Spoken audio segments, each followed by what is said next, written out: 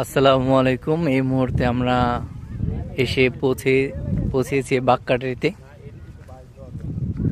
তো এখানে হচ্ছে মিষ্টি আলু রোপণ করা হয়েছে।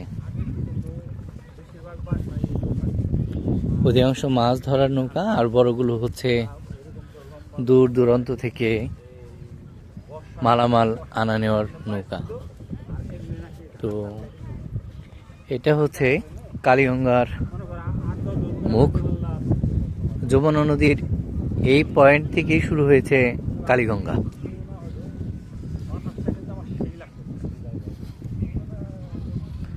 অত্যন্ত মনোরম একটি পরিবেশ। তো আমরা প্রথমেই আসলাম, এর আগে কখনো আসা হয়নি।